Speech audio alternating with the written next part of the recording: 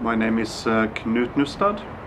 I'm a professor of social anthropology at the University of Oslo. I work mainly with political anthropology and environmental anthropology, and the project I'm working on at STIAS is part of a large collaborative project looking at the effects of the global spread of trout throughout the British Empire from the 1860s onwards, and the ecological and social effects of that.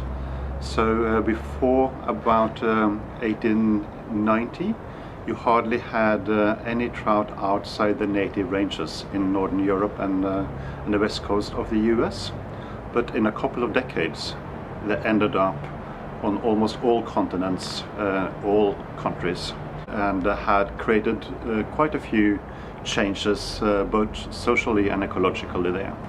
So this larger project then is a group of anthropologists and biologists and ecologists looking at both the history of introductions and the effects of trout today.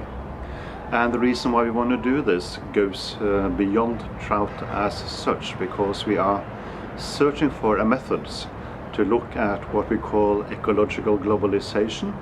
That is how ecologies and their social effects are connected through global processes such as imperial relations, and how we as anthropologists and biologists who are used to studying small areas and concrete cases can actually think about linking these into larger political processes. So out of this project, what I'm working on here is the South African part of this project, where I try to use the history of trout introductions in this country to say something new about debates about how to live with environments that has been hugely influenced by human activity and colonial history. So the project I'm working on here is a book about trout introductions in South Africa and what we can learn from them, how we can rethink contemporary environmental issues through the history of trout.